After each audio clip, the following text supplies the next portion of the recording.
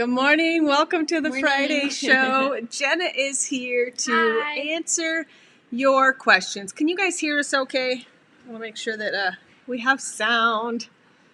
Yes. Good morning, Janelle. Good morning, Sean. Tomorrow is your big day. Puppy number 2. I think I texted you back about the girls. I think I did. Didn't just text me again. But super excited for you. They're taking home a Dixie puppy. Ooh, they're so cute. I know. They have an Eliza puppy, and they're taking home a Dixie puppy. I know. Here we go. Hashtag Team Jenna's. Oh, boy. Sounds good. All right. Good morning. Good morning. So Jenna is here to answer your questions. I will say, as a young toddler, she has been, good morning, Jill. She has been raising puppies alongside of me. Not just raising them, but working them, identifying certain personality traits and helping me evaluate them and learning along the way. So it's truly incredible. She has a real gift of reading dogs, understanding dog psychology, far better than most adults, quite frankly. So Thank you. You're welcome. Today is her day. Ask Jenna. She's raised several dogs herself. She's raised Forrest for our program. She's raised Augie for our program. Eleanor. She raised Eleanor for our program. And I know I am not fibbing with you when I tell you she literally trained Eleanor all by herself several years ago to be a therapy dog. And then was the youngest handler ever that I can find for a therapy dog organization that worked a dog all by herself. You know, it wasn't like I was there to help and be a second handler. I had my own dog. She had Eleanor. She has worked Eleanor in long-term facility care. She worked Eleanor crisis response after the October 1st shooting. So truly incredible, my little boo. Just going to say.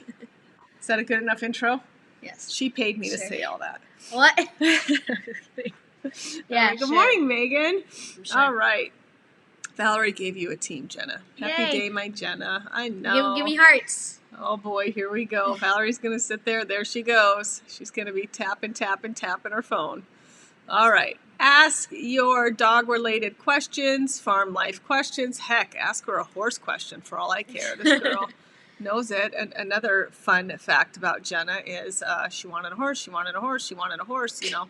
So we got her a horse, and she learned to ride it. She would watch videos, read, and learned everything herself. She'd come to us and be like, I need you to buy this for me. I don't even know all the horse terminologies. But she learned all the difference between English and Western and what she needed. She took her retired 20-year-old rodeo horse, taught him to wear English stuff, and taught him to jump. Yeah. I'm just saying. He's jumping 2 foot now. He's jumping 2 feet now. He's getting this close to 3, surprisingly. So there you go. She just trained her horse herself. And then we were at, she was practicing over a week ago, and I wish I would have got it on camera. You know what? I think I actually did film you doing this. She was riding her trainer's horse, and he was all spooked out by a box, right? So her dad's like, just stay away from the box and keep jumping. And I'm thinking the same thing. Like, if horse starts getting spooky, my child is on this huge horse. Like, just stay away from the box.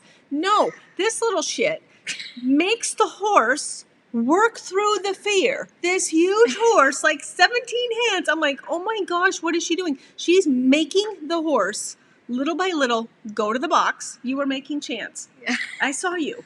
Making him work through the fear. I'm thinking, oh my gosh. She just kept, he would try to back up, and she was right on him, pushing, releasing pressure when he would move forward. Like, it was all so innate and beautiful to watch. The horse got up to the box. The horse smelt the box. The horse was like, okay, now I'm fine. Exactly what she has done with the puppies, of making them face their fear and empowering them. I got to watch it unfold. And I'm the one sitting there like, just ignore the box. Like, forget it. It's fine. Take him another way. No, she's like, made him work through the fear. Empowered this horse to know, like, there was nothing stressful about the box and the flapping of the It was windy. It was windy, yeah. So it wasn't just the box, but the flaps were kind of flat. You know, the wind was flapping the the folds of the box, and the, you know, of course, are like, what the heck is that? He was kind of spooked by it, but a fantastic horse, and it just showed and all kind of unveiled. I think I have it on video. I should probably post it because it's really kind of cool to see her working a horse just as she does the puppies every day. Truly, truly incredible. All right, let's get to some questions. If you have any for us, we just keep talking. You've been watching for your questions. Yeah, I have. You know, the puppy whisperer, I know. And she's just as incredible with the horse. So why don't you tell people what I have taught you about training a dog to like sit or down, or because a lot of people just expect the dogs to know sit, the word. But how do we actually teach them the association with that word? So a lot of people just say sit, sit, sit, and they don't sit. So they just kind of like, okay, sit just means stand, I guess. But you don't want to say anything until they sit down, and as soon as they sit down, you want to say sit instead of. So lure them into the behavior you want. So lure them with the treat, right? Just kind of, you'll push their head back with the treat, and then they'll sit down to go farther back. You're not pushing their head, but you're moving the treat over their head, so they have to. Like, where are you going? So their butt hits the ground, and the minute their butt hits the ground, then you do sit. Then you name it and reward it. So you can train a dog so much faster if you understand the way the dog's mind works. So you want to lure them into the behavior. As soon as they do it, immediately, not 3 seconds later. In a dog's mind, 3 seconds is a very long time. So the minute their butt hits the ground, name it and reward it. If you wanted to put them in a down and you're teaching them what that word means and what you want them to do, and that they'll get rewarded for doing it, you're going to lure them down. You've had a hard time with Forrest on that one. He fights going down, that little stinker. So I'm like, keep working him. And so moving the treat down to the ground and kind of stretching, pulling forward a little bit so they kind of naturally go down. But then that's when a lot of dogs stand up to grab it again. Yeah, and he pops right back up. It's driving Jenna crazy, so she's really trying to work through that. So just remember, in teaching your dog anything, get them to do the behavior or movement, or like even teaching them place, or down or stay. Get them to do it, name it, and then reward it. This is a good question, little boo. How do you manage your time between working with the animals and schoolwork? Why don't you explain your daily schedule, because it's exhausting. Okay. So I don't do schoolwork until later at night when I'm laying in bed, so I can have the whole day to work with the puppies, the horses, my 2 dogs, and then I have lessons, and I have other people ride and stuff.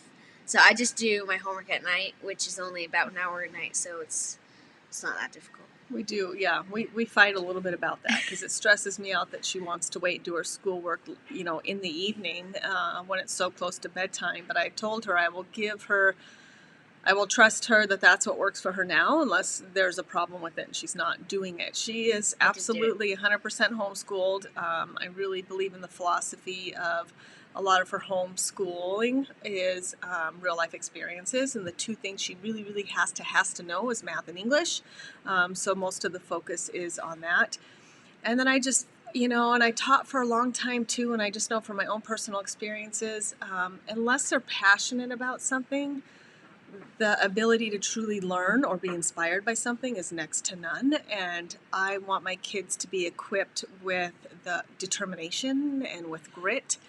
And when they do become passionate about something, they figure it out. At that point, I feel like they will learn and they'll make it happen. So that's my big focus with homeschooling is find your passion and go all in, but don't commit to something you're not passionate about. And I feel like real life experiences is incredibly important. Learning about other cultures and traveling is really important to us. COVID's been difficult for us in that regard because that's really part of my homeschooling. When we go to the airport, the kids, we kind of follow the kids and say, okay, find our terminal, get us to really making them navigate these big airports, navigating simple things like calling for room service. You want room service? Okay, call. You call and order room service. I know it seems so silly, but giving them the life skills that I think are really important. It's important to us. So, All right. Why is blue collar your favorite in Dixie's litter? Okay, first off, I'm going to start by saying Do you see how chubby and cute he is? That's right, and all the white patches. So those of you that didn't follow or haven't seen, you had to go watch the Hump Day video. Blue, let's explain, because this is a good teaching moment, exactly why he's doing that, right? Because Jenna knows really why, and when I mentor the other breeders, we really talk about why they're doing what they're doing. So why did Blue continually hump throughout his evaluation? And it was because he was stressed out and a little overwhelmed. So that's how some males and some females, not gonna lie, get stressed out. And it's interesting, but instead of like yawning, or they hump. Yeah, so puppies can exhibit stress in different ways. One way is through stress humping. Another way is through, you just said, yawning. Yawning does not mean they're tired. Anytime a dog or puppy yawns, it means they've reached their threshold of stress. So as a trainer, as an owner, as a handler, it's your job to acknowledge that and make adjustments to release a little bit of pressure from the dog. And what else do we see in the evaluations that people don't realize is stress? Probably licking lips, or licking their lips. What else? Getting all riled up and excited. Getting riled up, like overly crazy. Yeah. They're overly stimulated. They're running around. A little bit of stress. All of a sudden, it's like shaking. We flip a switch, and they're like they really level up a notch. They're over arousal. They're over aroused, and so that's a sign of stress as well. So then Jenna's job is, what happens when you see yawning, humping, lip smacking, overexcitement? I got to try to relieve the stress by either doing something that they love to do, like playing fetch, or tugging, or just trying to relieve stress. Trying to relieve the stress without coddling. Yeah. Which can be very difficult sometimes. But yeah, we want to reassure, and we want to stop stacking stress. So part of the evaluation is stacking stress. We want to know their nerve strength. How much stress can we stack if and when before they start to tell us too much? I need to know that. When we're placing them in service dog, facility dog, therapy dogs, I need to know what their threshold is. I need to know what their nerve strength is. I need to know how they manage that, and are they a good candidate for that kind of work where there's going to be lots of stress stacking. This is a part of really honoring our puppies and listening to them, and so it is important. But when we get that, when we start to see us hitting that threshold, Jenna's really good about it. She'll just do it naturally, and she'll be like, okay, let's play tug again, let's play fetch again, let's sit on the floor and just stop stacking stress and de-stress. Forward movement. Yes, and by the way, Valerie, we are at basically 600 and it keeps going up. 13 stars. Poor Valerie. Valerie's just sitting there hitting stars for Jenna. Oh my gosh. Okay, good question. Jenna, what do you want to be or do when you grow up? Well, I want to take over the business as well, but I want to try to get it to where it kind of runs itself without me having to be there 24/7 like poor mom has to do. And I also want to do horseback riding lessons. Yeah, she kind of changes and ebbs and flows a little bit, and I've told her too, I want her to know that if she needs to go explore the world, do some soul searching, follow some other passion, I want her to do that. I don't want her to feel like she's stuck here or stuck taking over the family business. Of course, It would be amazing, and she definitely has that true innate ability to evaluate puppies and give them a voice. She has that innate desire to teach. She loves it. She can train clearly, and just being underfoot from a toddler and running this business and seeing how I do it, ideal. But what's most important is she does something she's passionate about. She's thought about becoming a veterinarian. I have. She's thought about, what else really? She really wants to have stables and train horses too. So I want to do horse training, boarding, or horseback riding lessons. I like all three of those ideas. So we'll see where it takes her. All right. When and how can I cut out the 2:30 a.m. potty break? She's almost 4 months old, such a creature of habit. So she's kennel training at night. How did you do that with Forrest? So that you didn't have to get up in the middle of the night. I kind of with him, I woke up at 2 a.m. every morning and took him out, but he was really good about holding his potty, so it was a lot easier because I would take him out at 2 a.m. Sometimes he'd go pee, sometimes he wouldn't, and then I'd move it to 3 p.m. AM, yeah.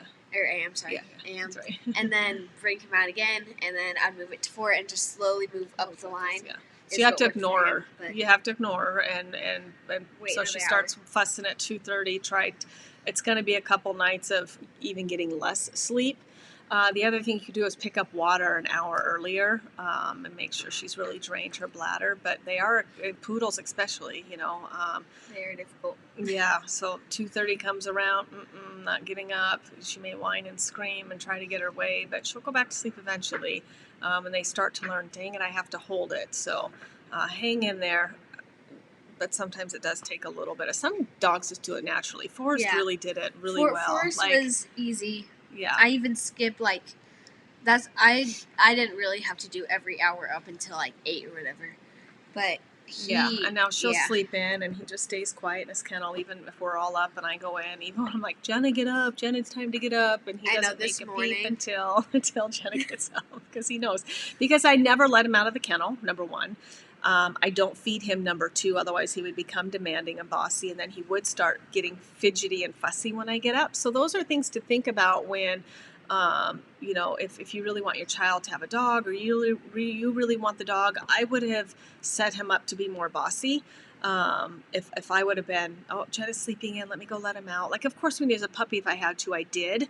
But I also thought it was important. He learned, you need to be quiet, he knows, and you need to hold it until Jenna gets up, period. I'm not doing that. I'm not, He knows Sundays I always sleep. He sleeps in, and he's quiet as can be. We're all up. I'm up hours before. But if it's a normal weekday, he has whined a little bit when I slept in, because either I was really tired or I don't know.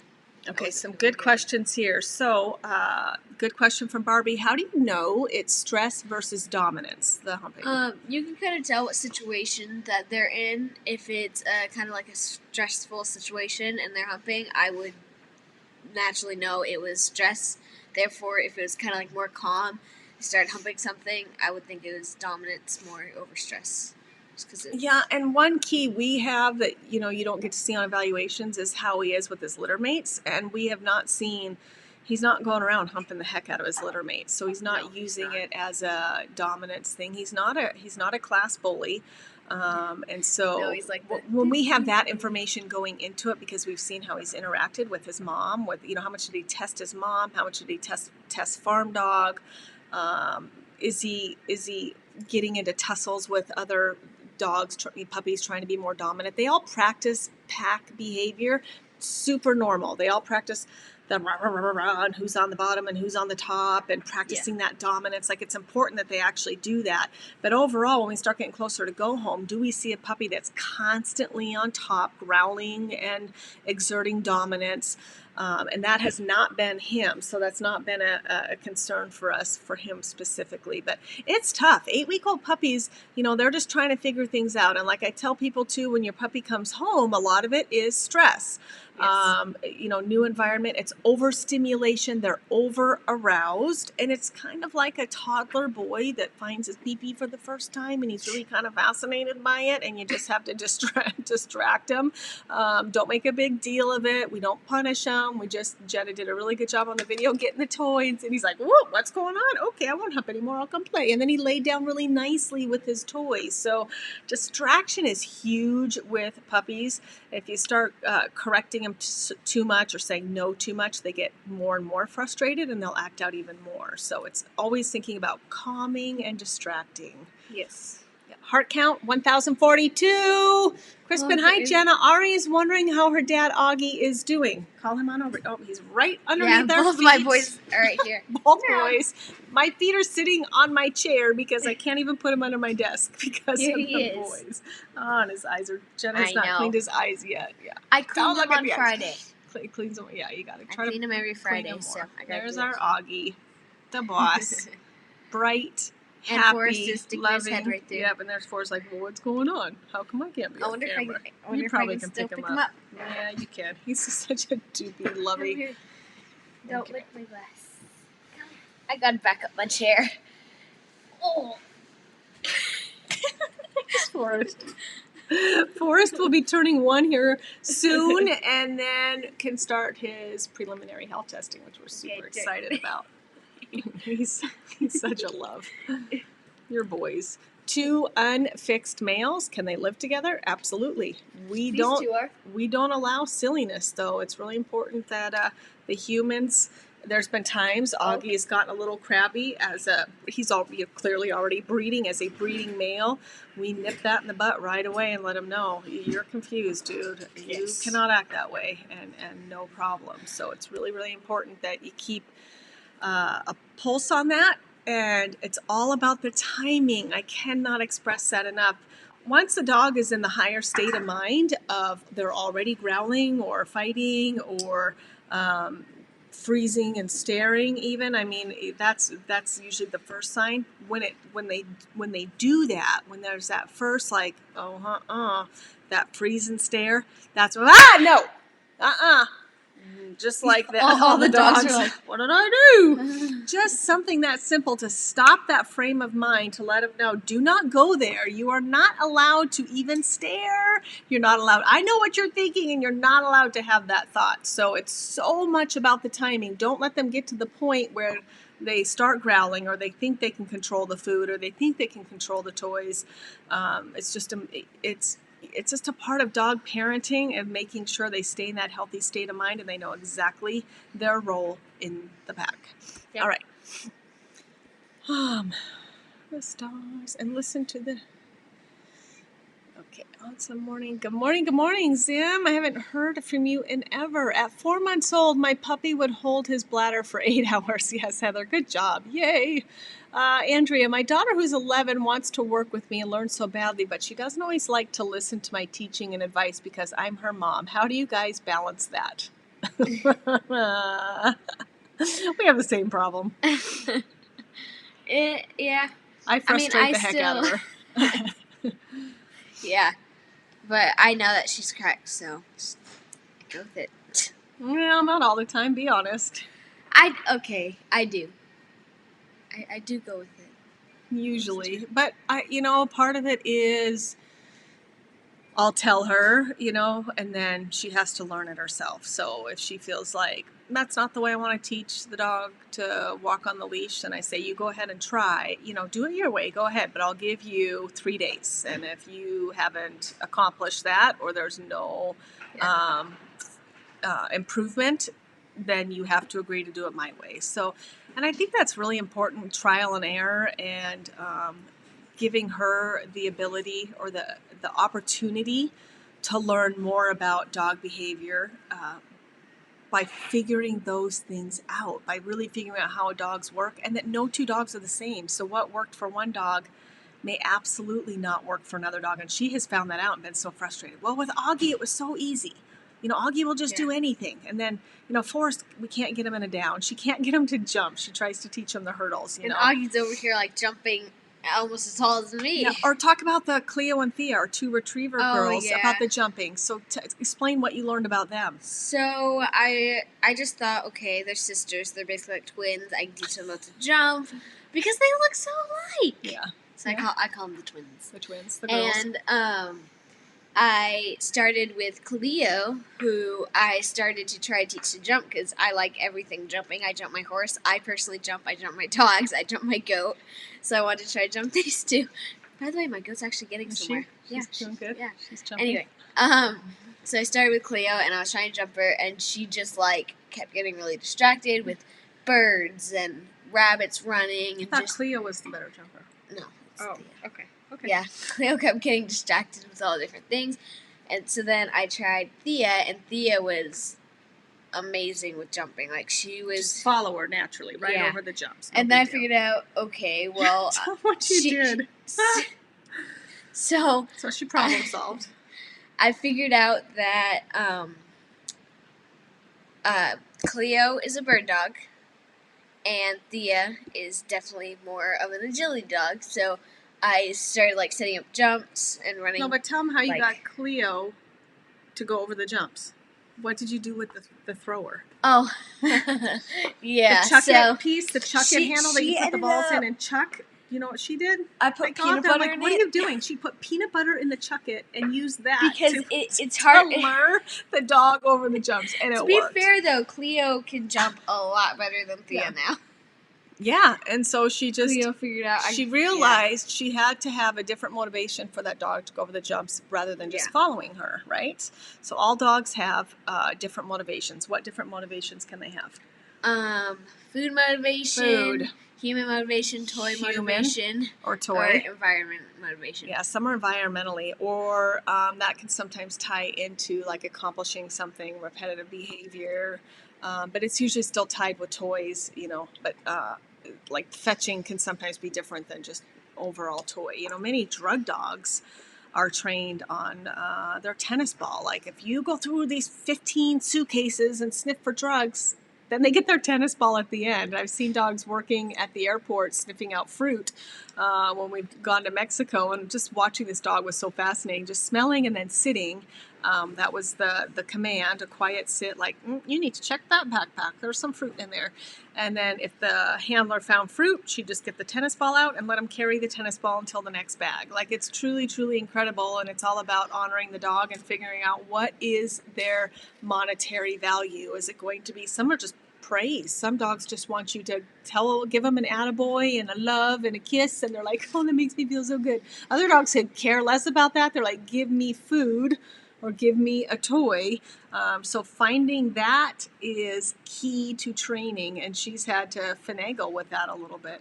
And like she said, she thought the two sisters would be the same, and they're not at all. Their drives are very different. Their focus is very different, right? Well, they act the same in like energy and stuff. So I just figured, okay, maybe you guys will both want to jump or go fetch, and it's a lot different. Anyway, I had it on the question. Okay, Jenna, what are your duties with the puppies? Well, every morning I head into work at 8, and I go into the nursery, and I got to set up curriculum for them, and which my brothers help me with all this as well, but I'll set up curriculum, move in a litter, make sure they're okay with everything, and record it, of course, because... So the clients can watch it, Exactly. And then after we do the 2-minute video, and they've played a little bit, and they know everything is fine, then we'll take them out and one at a time and sponge bath, give them a little bath, clean their butts, clean their privates, clean their face, their eye boogers, make sure everything's clean. Do the puppy handle, the massages. And then put them in their kennel for nap time. For nap time and lunch time. And I do that with all the litters. Yeah, so that's her main focus, but she's learning other shifts as well. She'll go out and exercise the big dog. She'll bathe dogs a little bit. You've done. Yeah. One of her other big roles here, though, is when we bring on like Cleo and Thea right now, our youngest pups in the program. She helps me with socializing. It's like she'll have them. By the way, we got to bring them on a car ride. Yeah, it's time for a car ride. Yeah. So they have their activity chart and making sure that they're being exposed and worked, you know, like any puppy. And so she helps teach them, drain some energy, expose them, challenge them in different ways. We have an activity center out back with it's an agility center. Where even like they have, I can't even think what it's called, or like the two ramps, they climb up the ramp and go down the ramp. She can get them up and down that. So also working the dogs in that capacity as well. Before COVID hit, we had our 4E Kennels therapy dog team, and she would take Augie or Eleanor to... Which I think Forrest would be great. I think Forrest would be great too, yeah. I think I should start training him for that. Okay. See, yeah, anyway, he's so friendly. Continue. Just love, like, even the vet came yesterday, and Augie's like, I have footage of it. And Forrest is like, hello, I love you, floppy, floppy, floppy, floppy. I know. Just right into the vet's arms. He's so cute. I love it when I can get my dogs to think of the vet as something more positive than negative. The problem is Augie's too dang smart for his own good. He and he knows, like, I know a shot is coming or something. Therefore, Forrest is a bit more... Up my nose. Doopy. Yeah. Doopy. Like, I love say you. it like that. Put Bordetella up my nose. I love you. Do it again. Yeah. Nutella. The Bordetella. Not okay, Nutella. That makes sense. The Bordetella. We know who loves chocolate over here. All right. My 5-month-old puppy constantly chases our cat unless I keep them separated. Any advice? We haven't had that problem. Yes, we have. We've had dogs chase our cats. Not that I like. Not that you've worked through. Yeah, but Maybe just having a, I guess that doesn't The necessarily consequence has to be above their drive. Exactly. You There we cannot go. correct them when they're in the chase. It's too late. We just talked about when they reach that threshold of excitement or arousal. It's almost impossible to stop. A 5-month-old too, they're not capable. So when the dog is literally chasing the cat and you're like, no, stop, you're literally just playing into the excitement. The dog is like, yay, mom's getting involved too. Bark, bark, bark, chase, fun. And it's all in that state of mind. And then, of course, you never want them kind of sliding over into more of a prey drive. But it's just fun. A 5-month-old chasing a cat, like this is the best day ever. You have the fact that he's 5 months old and he's still doing it. You got some work to do. That should have been stopped very shortly after I'm going home. The consequence has to be enough to stop him from doing it. It has to be uncomfortable enough, swift enough that that dog thinks twice before chasing that cat. Now, it's going to be a lot of work because this is already a really fun game that this dog has been doing for quite some time. So the minute he sees the cat, and you know, and I know exactly that moment that dog thinks, oh, cat. And they'll freeze for a minute because they're like, okay, I'm going to go. Right then and there, you have to rain holy hell. Please don't do it right now. I'll not. You don't ever have to touch the dog, but it has to be, no, like clap, whatever you need to do. Get in front of that dog and stare them down, no. And you have to freeze. Now, initially that dog's going to be like, whatever. I've been doing this for a long time, Mom. This is a really fun game, and they're going to try to go around you, and you have to body block. Then you have to raise your intensity. If it gets to the point, and yelling. Yeah, I try that method first, but if it gets to the point that I still can't shut that arousal down in the brain, that excitement down in the brain, then you have to employ a different method. Some people use the remote collar and give them a little bump on the collar. Yeah. Just please always train efficiently and effectively and fairly that you say no first and then they get the bump. So you're laying the foundation of, I mean business. When I say no, I don't care if that means stop barking, stop chasing, stop. No means stop. And if you don't, there will be... You get buzzed. You get a bump, or whatever. People will use the bonker towel right at that minute when that dog sees that cat. No. And whoop, just fling the bonker towel enough that it, like, whoa, what was that? It's going to take time because that dog is literally going to ignore those corrections initially, but your job, it's not going to be easy, but you got to stay above it. You got to mean business, and it's going to probably make you feel a little uncomfortable because your variable of correction has to be so high at this point. But it can be done, and it's got to be done now at 5 months old. Yeah. Okay, Rebecca, do your boys pee on things in the house? No. No, we do not allow that. We, as soon as they start to lift their leg, we'll do exactly what we just told them to do with the cat. We'll clap and yell and be like, no. And that would be like, ooh, what was that? So, lay down. And Forrest, he's not feeling the need to lift his leg yet. He hasn't been used for breeding. Augie was potty trained, and then we started using Augie as a sire. It's very, very common. Not only do I have an attacked male, but he's a breeding male, to want to mark their space, right? And so we allow our males to mark their space on any bush they want. Outside, go ahead, do your thing. You deserve it. You earn it. You're right. You're the shit. Whatever. Okay. And he did. In the house? He came in the first couple times after breeding. I didn't catch him the first time because I didn't know what was going to happen. So I saw I had pee in here. He had lifted his leg, and so I just waited. I thought, all right, dude, it's on. Like, you want to go?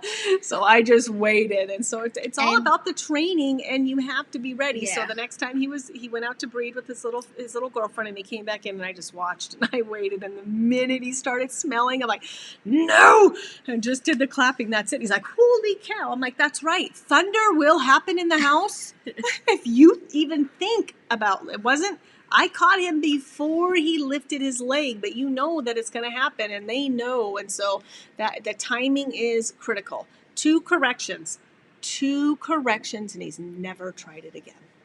But the timing and the intensity was just right that dog knew, crap, Mom's not going to let me mark my territory in the house. You're right, dude, I'm not. And I let you do it outside. So I'm glad we have come to an understanding about Yes. that. Right? All right. Okay, Heather. No boys pee in the house. Get spankings. Yesterday I took my 3 older doodles to the vet to have their anal glands expressed. Charlie's were infected. I didn't even know that could happen. I've added pumpkin and green beans to each meal for years, yet my boys still fill up often. What else can I do to help? Anal glands are tough. Do you have to express them now? I mean, was that something you started and now you have to do it? Generally, we never even start doing that. Like, I never let groomers express the anal glands. It should be something that the dogs do naturally. But the problem is if we start doing it, then the body doesn't express them the way they should. So, maybe talk to your vet. Of course, add a little fiber. Gosh dang it, that's a tough one. And they can. There's dogs that have gotten incredibly sick because the anal glands were infected. You have the funniest problems with your dogs, Heather. I'm sorry. Good grief. Stacy, hi, Jenna. My son is probably about the same age as you, and I'm always wondering what he's thinking. Do you always know your mom had a mission with her dogs? When she would ask you to help, did you ever wonder why you had to help, and why you had to help when they were her dogs? No, I mean, I love our dogs just the same, so it was kind of like, I'll do it type of thing, and yes, such a weird question. Yeah, it was just so much part of her life. It was, yeah. But I will say, if it's okay if I be honest, Jenna's feeling a little burnt out right now. She's been struggling, which breaks my heart, and we're trying to give her, more days off and just give her some relief and break, because it's been her whole life. It's been almost every day. As a whole, we try to take Sundays off, where we have staff taking care of things, but the 4E family takes a day off. We're not out at the nursery. We're not with puppies. We get 1 day. Yep. And then I also have Wednesdays. Yeah, and then she has Wednesdays off as well. So she has 2 days off a week. But we've had a few tears lately. We've had a few, kind of questioning why I have to do this. But I think, when she's younger, I don't think you don't get the magnitude of what we're doing. And I think, and I've not been good at explaining things either. Like, I realize, we'll have a Healing Hearts giveaway and come and go, and I'm like, I don't even think I explained to my kids the story or like anything. Like, I'm so in it that I forget to articulate to the kids, look at what this means, look at what we've done. This is all the sacrifice, all those times you guys have been in tears, all those times you guys have hated the business. We've had those ebbs and flows of, we just want to go, go to our friend's birthday party. We just want to go to Vegas and do the trampoline thing. We just want to do this. We just want to do that. And then there's times, and it's been tough as a mom. I'm like, okay, this week we should be okay. We'll go on Thursday. We'll go to Vegas and we'll do something. And then inevitably something always comes up, like we have to bottle feed a puppy. We have a sick puppy. We have a mom in labor, whatever, and then it just doesn't happen. And that's tough, because then kids come to resent the family business. And so that's been a very difficult challenge for me, one I have not always done well. I've not always done well keeping things a little more separate for my family. We live, breathe, eat 4E kennels, our dogs, all of our schedules, our life is kind of, I feel like sometimes at the beck and whim of a heat cycle, a litter, a go home day, a virtual visit, like, you don't get a choice. You can't just push this off for another day. Our dogs need us. They require the utmost care and respect. And that's that. Like, their needs come before ours. So I don't think that that's always been do you realize the impact of what dogs do for other people, what our dogs do? I do. I know the impacts. Yeah. And especially since you've had Augie, I think. Yeah. And what he's done for you. You want to talk about that at all? No? She's so emotional like her mama.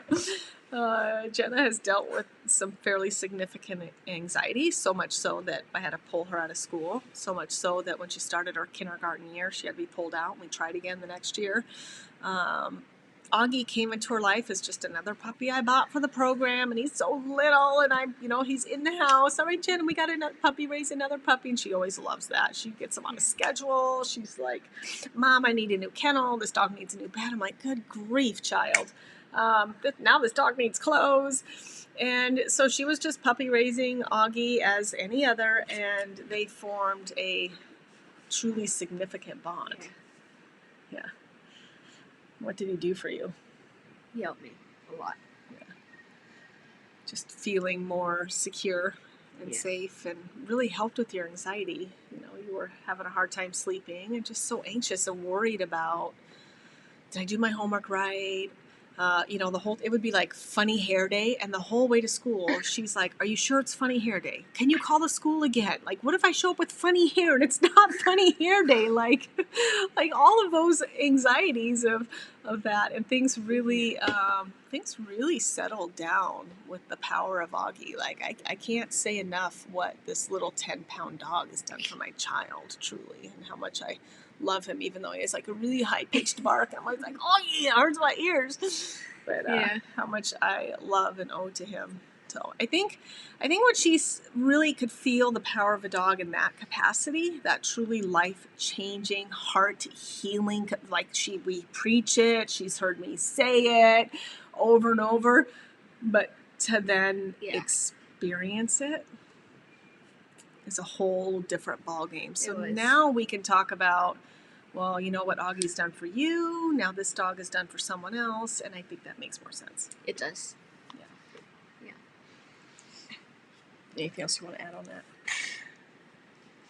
No, I think you covered it.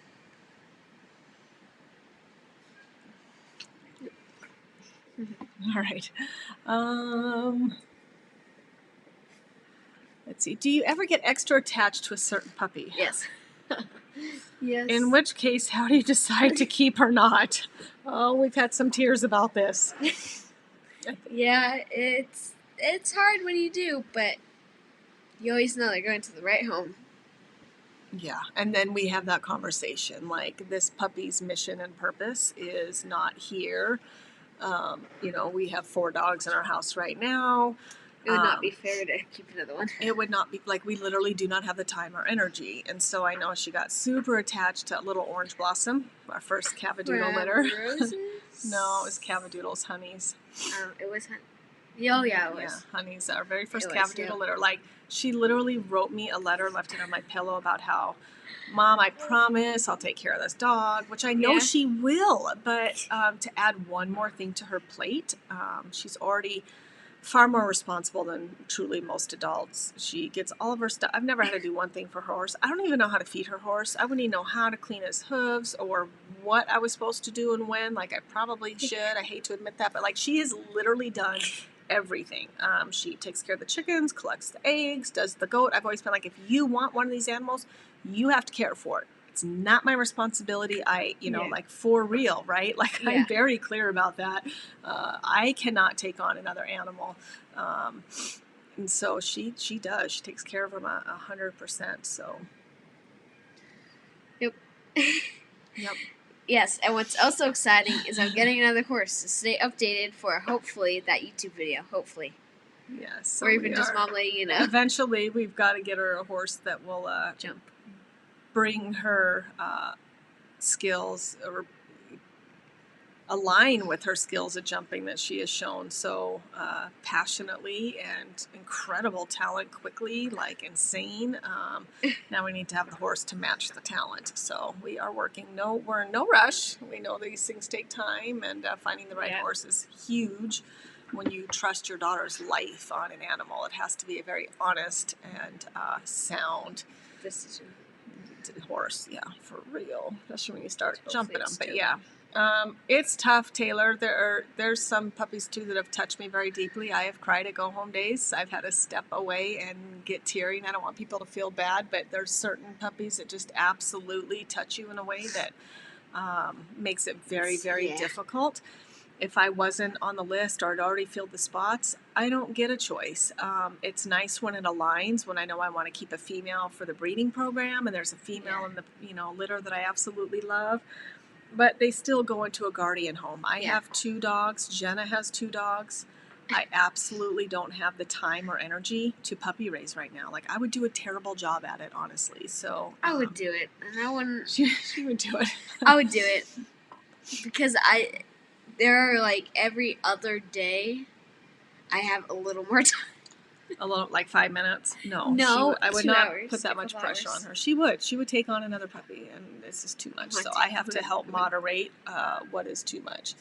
What is the appropriate consequence for a puppy that is doing something they should not? So a lot of that has to do with your comfort level. But regardless, you have to understand the way dogs work and how they communicate with each other. There's noise involved and there's teeth involved. So there's physical contact, and it's usually a quick bump. That's why the training collar makes sense. That's why a correction on a prong makes sense. That's why the bonker towel makes sense. It's quick bumping sensation. And then there's also getting loud, clapping, getting up into their business, like staring. And then the staring and freezing. So there's sound generally involved. There's bumping, physical contact, whether that's just, and there's by no means abuse, but it's communicating to a dog as more humane. So that they understand having a dog in the wrong state of mind or that's so naughty they have to be rehomed isn't fair to the dog either. So it's taking care of it the way in which it makes sense to a dog. And then the most important too, I think for the most part, people get those 2 things right, but there's 3 components. The third is standing and freezing. You want to stand and stare into their eyes until they either avoid eye contact or turn away and walk away. And that's how you know, okay, I did my job correct, instead of them like keep staring or challenging, or take a deep breath, or trying to, or go, okay, fine, Mom.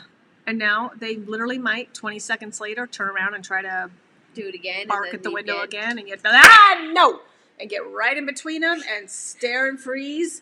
And move them. Use your body to move them off that window. Most of the time, you don't have to do any bump corrections. But if they've been doing it for a long time, and if their intensity is really high, you're going to have to. So you have to decide what you're most comfortable with. We have training videos on all of those things. The remote collar, the bonker towel, the prong are all methods to bump. You can use your hand to bump as well, just like teeth. Knock it off wherever you can just woof. Sometimes it's right at their rib cage or their hips. If you don't do it correctly, though, you could escalate the behavior. So you just have to know what you're doing as well. And so just go watch some training videos. Yeah. So 4ekennels.com. Click on videos, and I think we've done 2: how to stop naughty behaviors, or how to something about avoidance. How to stop naughty behaviors, something like that. So there's specific examples about counter surfing, barking, pulling on the leash, reactive behavior, that sort of thing. All right. The cat taunts the puppy on purpose to make him chase him, and then they wrestle. Should we not let them play like that? What would you think? If they're as long as it's all friendly and not I think it'd be fine. That's a fun. That's because the cat is inviting, and then there's very equal play, wrestling at the end. The same thing with dogs. If they're both taking turns inviting and it's very equal play, then it's normal. If it's not equal and one is terrified, a puppy or a cat, or runs and hides into submission, and it's clear they're not enjoying it, then it's not okay. Augie, please don't bark. When is the earliest you should neuter your dog? Let me try. You told me so many times. Okay, a year. For a male, I mean, so there's lots of variables. The size of the dog, because toy breeds can be neutered sooner. Larger dogs later. Why? Do you know why? No. bone growth. The goal is that they're Oh. close to or fully grown by the time you neuter, That because then makes you're sense. changing body chemistry, and you want bones to be fully grown, fully formed before neutering. If you have a super dominant dog and issues, you can neuter, 6-7 months. There's always pros and cons to everything. It doesn't, and it won't necessarily curb behaviors, but it can. So it's not an end-all be-all that now you're just going to have a completely different male. But it can calm things down a little bit for a dominant dog. Asking because I'm pretty sure my son just thinks I'm hoarding up dogs. Stacy. Yeah, we had those conversations when the kids were in school, and they always have these questionnaires. How many pets do you have? I was always telling my kids, okay, dogs owned by 4E kennels are not our pets. They're not included. Don't put that whole number down on paper. Good grief. I could just see the teacher like, what? So we have a very clear distinction in our home, Stacy, which ones are our pet dogs. And So we have 4 dogs. 5. We do? 1, 2, 3. Farm dog. Oh. Good grief. We have 5. We have 5 dogs. 2, one's in the breeding program, Augie. One is we haven't done health testing yet. Hopefully. We're really, and then we're really retired. Yeah, and then he just has to pass his health testing because it's really tough from a business point of view. We have this dog. He's very attached to my daughter. My daughter is very attached to him. And if he fails his health testing from a business point of view, this is just reality, you guys, because I tell you the way it is. These are things breeders have to deal with. You can only have so many dogs, and you only have so much space, and you only have so much hands and time. Unfortunately, if they don't pass their health testing, there's a higher chance you're going to have to get rid of them. They take up space. They're taking up a space for a dog that could come in and create dogs that heal hearts and change lives. We can't become hoarders of dogs. It's best to let dogs that are not here to breed retire and live out their purpose with somebody that doesn't have a dog or has a lot more time, a dog that can travel and do things and live out their purpose. So that's always a tricky balance. I've got myself in a little bit of a pickle here with Forrest, because if he does fail his health testing, we're in trouble. So hopefully, he's one of our puppies. Both parents are fully health tested. Hopefully things will be smooth sailing, but you never know. And then, of course, my Hannah and Holly retired from the program, and I won't get another dog until, they are gone and I am in a better place and have more time to raise a puppy. It requires a great deal of time. It's not just getting a puppy for fun. I know what it takes to constantly be guiding emotional responses. It's not just as simple as putting a leash on a dog and taking him for a walk. I have to teach them the manners of the leash, and then I have to proof them to all different things they could see out walking and what's an acceptable response to that, an acceptable response to another dog, an acceptable response to a bike or a car or a truck or a loud noise. And it's being 100% present a lot in the first year to truly raise the dog that I want. It's very neutral, that I can take everywhere and do anything to. And so it's so much more than just potty training and teaching them not to mouth, for me. And so it takes a great deal of time, and I want to be able to have that time before I take on another puppy. Okay. Can you share when your clothing line will be available again? Yeah, Valerie's on here. Her son does them for me. They're in, and they're getting screen printed, and they are coming, and I'm super excited because I picked out some really cute clothes. I will tell you, I probably spent more than I should, and I'm not going to make any money on it, but they were really cute. So really nice fabric, high top of the line quality, badass breeder clothes. We still have our 4E kennel line that can be bought, and we have that stock here, but the badass breeder clothes, Reagan, you're going to be really excited. Super, super cute. Hoodies and really cute long sleeve and tank tops and a short sleeve. And I love the polyester blends. They're really soft. Yes. I'm really picky about the fabric of my clothes. I'm not. First time I met Jenna, she was about 3 years old. Puppies were left out to potty, and she just put on a pair of blue gloves, grabbed a roll of paper towels, and started to pick up puppy poop. No one asked her or told her. She just did it. I know. I don't know what to say. She did. She just knew what needed to be done and has always just done it. And she notices things like other kids her age or adults don't notice. She notices when, so for example, at 4E kennels, puppies are out and water was forgotten. This dog had a toy it shouldn't. It's probably not safe for this particular dog because they could gulp. A gate didn't get latched. I just, it's insane, the things that she'll catch that it's like, holy heck, like she was 6, 7 years old catching stuff like that. And now she can really run a shift. She can go in and set up curriculum that aligns with their developmental benchmarks, by the way. She can run a litter through the curriculum, marking and guiding the correct behaviors, empowering and using the marker word yes. She knows how to handle fear in a puppy. She knows how to get them to do what they need to do by luring with the scent of the mouth and the hands because of the foundation we've laid. And she can break down the curriculum and do the sponge baths and do the puppy massages. Like, I could retire. And by the way, I just got strong enough to start the pressure washer, which means I can start doing just adult got shifts. strong enough to start the pressure washer. So there you go. You just signed up. I'm glad you admitted that, and in front of everybody. Yeah. Because we pressure wash your kennel. We pressure wash the kennels. And I shadowed yesterday, so I literally can't do adult She shifts. can give medication. She knows the different medications. She knows the dosage chart. She knows what medications are for what things. What else? She knows how to read the feeding board with who gets what and why, and all of the supplements we give and why. And I turn around to do that for horses. Yeah, and for the horses, yeah. Actually, they were my favorite students. Having anxiety about school shows you they care what they want. Oh, Kiana, Jenna, you're a sweetheart. Augie is a difference maker. That's right. I'm so happy you feel his life-changing work and love. For real. Yes. Jenna, you are so brave for sharing your story. You are helping people more than you know. Yeah, I think as a whole, a lot of our kids have a lot of anxiety and a lot of self-doubt and they feel a lot of pressure.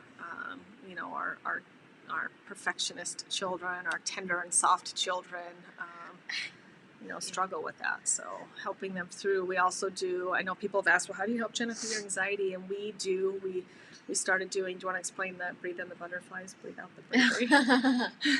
Just deep breathing, basically.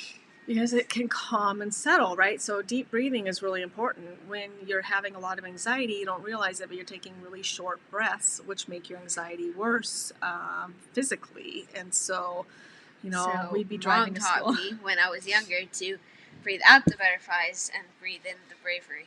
Very slowly. Very slowly. So I would just sit and talk her through it. And literally, I've used this same method before. Okay, I'm going to breathe in bravery all the way deep down and take a deep breath and then a nice long exhale because I'm breathing out all of my little butterflies and watching them fly away free and be brave too. Breathe back in the bravery. So slow it down and envision doing exactly that. Breathing in the bravery. And out the butterflies. The other tool that we have used is the even if question. Because anxiety, you're living in the future. Yeah. Anxiety is worried about what hasn't happened and probably won't ever happen, right? And so we work through the even if. Okay, so we're driving to school. We've got her all set up for crazy hair day. We're breathing in bravery and out the butterflies, and she's still panicking. So we walk through that. Even if it's not crazy hair day, yeah, what's the worst that's going to happen? I'll quick pull everything out. We'll put it in a ponytail. You'll go in, yeah. Right? Like even if. At the worst case, we pull through and see no other kids with crazy hair. We would be the ones sitting in the parking lot just waiting and watching. Our other kids got crazy hair. Yeah. Are other kids wearing their pajamas today?